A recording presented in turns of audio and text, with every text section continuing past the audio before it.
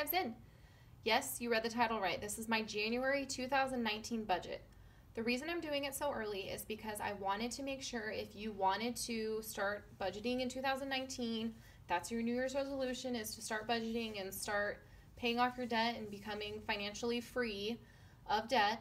I wanted to have examples if I could for you and just show you how I do my budget. If you have any questions of how to do your budget or how maybe I would do it in your situation, please leave them down below. I'd love to try to help you out because this has really helped me so tremendously. Before, I would just, whatever money I had left over, I would just spend.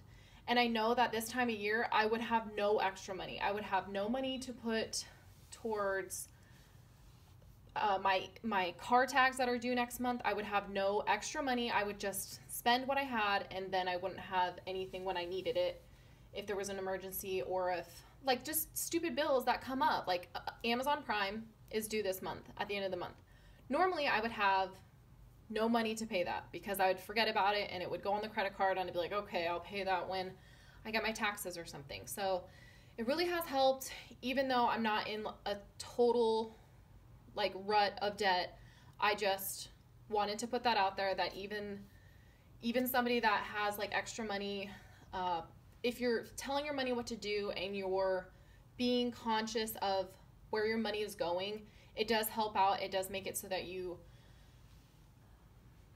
can save for vacations. Like, we want to like go to like other countries and stuff like that eventually. So I think I'm really excited about this and this journey. And if you want to start that in 2019, here's a little budget for you to maybe base yours off of, or if you get paid bi-weekly or monthly or something like that, just here's an example. So my example basically is me and my boyfriend get paid every single week.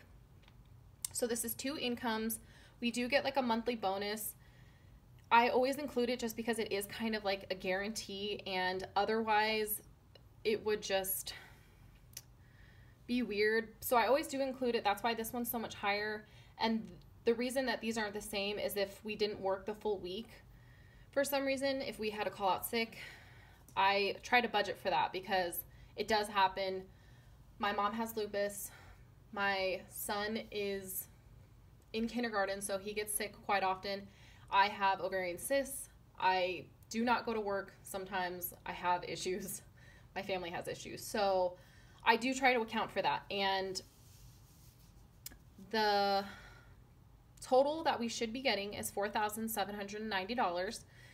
And that being said, I might switch this next month or maybe in a couple months so that I just say like, this is my expected income, as opposed to like every single week. Let me know if you think that would be better or it doesn't matter to you. I don't know. I think that it would be better just because it's kind of weird to explain every time, hey, we get this bonus, and I don't know. Then we have expenses. The fixed bills, I will show you. I wrote them down like normal, $2,168.56. Budget items, $2,030, and then I take the total expenses and the total income, and then I get our debt payment. So I'm budgeting every single penny down to the cents and getting that debt payment. I do plan to have our credit card paid off this month. Hopefully, January 2019, I want it paid off. That was my original plan, to have it paid off in January. So hopefully we get it paid off.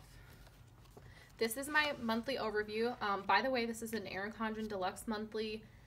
They give you 5 pages per month of just line pages, which is nice. And I use them to do my budget, so it works really good for me. There's a link down below if you want to get one. So basically, I just put in some of the bills. Not all of the bills are in here, just because like my mortgage, like I usually kind of like wait till I get paid so that there's like a little buffer in there. So like I might wait to pay my mortgage until the 9th just because we get paid that day. So I don't put those ones in necessarily until it's closer. And then on this page, I'm writing my budget items.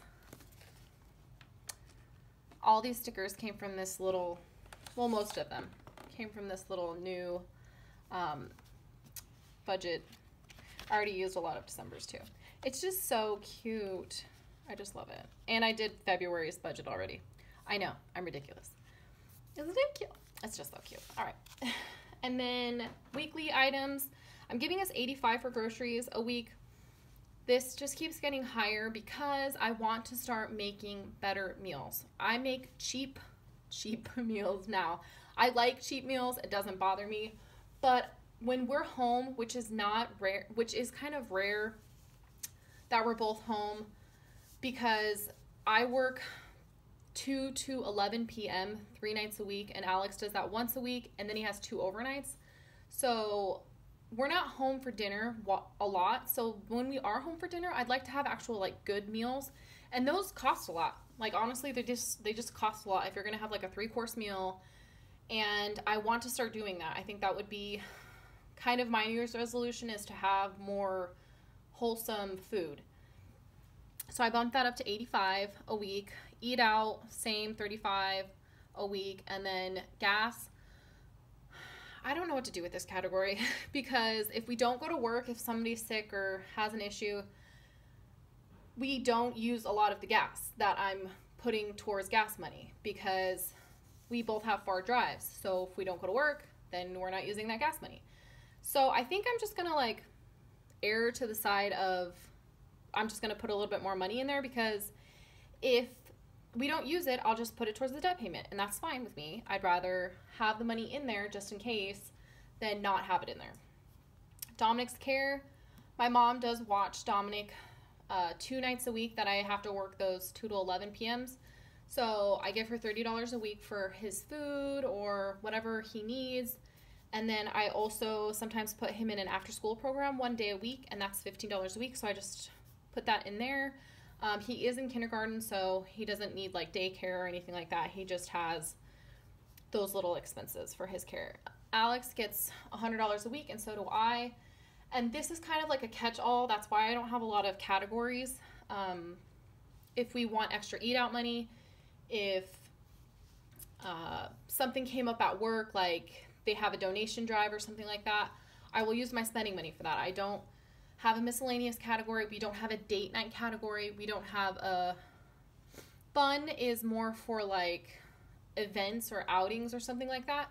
So if we wanted to go to the movies, I might use my spending money. So there's just things that I use my spending money for that are not necessarily budgeted for, but I think $100 a week is plenty of money to cover all of these miscellaneous things. If you are just starting out budgeting, you might want to condense it down just a little bit more. I used to have like a coffee category. I used to have a QuikTrip, which is where we work, category.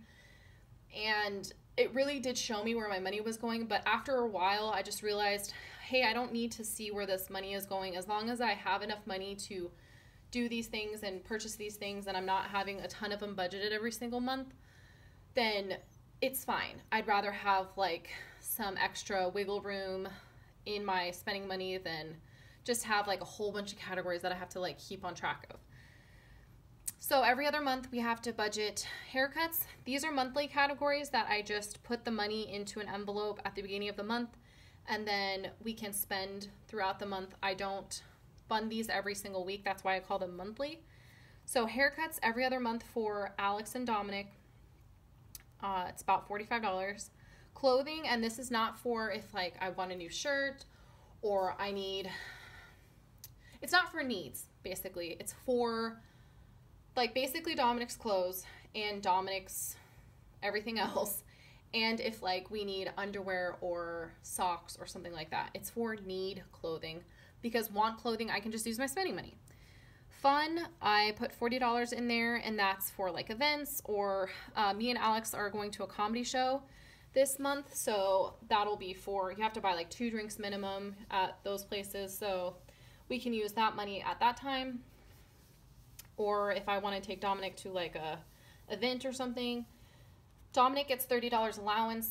And I do want to like say that Dominic does help me around the house. He does chores, he picks up his room, he does do things like that. I don't have like a very, I guess, system where it's like, this is how much this, you earned this much money or whatever.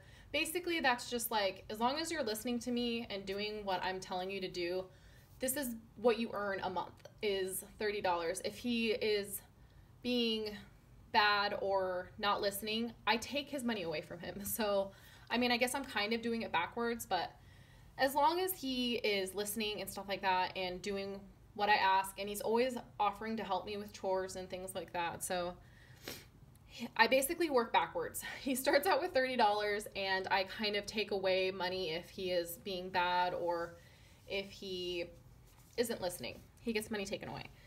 Household, and this is like toilet paper, paper towels, stuff like that. I put 30 in because I go to Sam's Club and buy our things, and I usually don't need those every single month. I'd rather just put a little bit aside every single month so that we can get those things when we need them.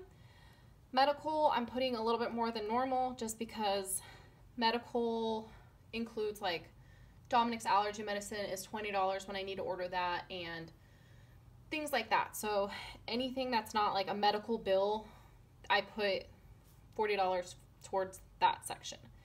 And then personal care is like shampoo, stuff like that, $20. So if you take this plus this, that's where I got the $2,030.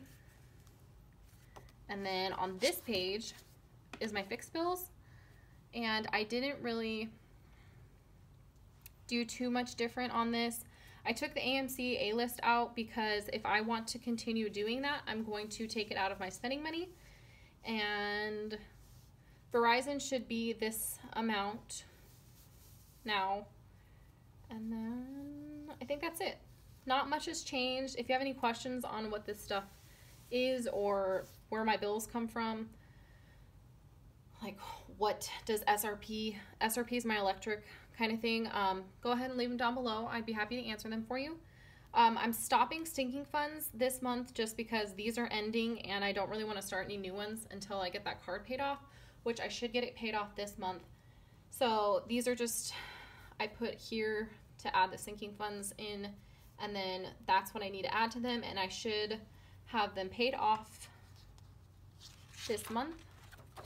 And then on this page, I have my tracker that I am going to be using for budgeting, and this way I can actually see exactly what I spent the money on. A viewer said to put the actual amount instead of Xing the box, which is genius. I don't know why I didn't think of that.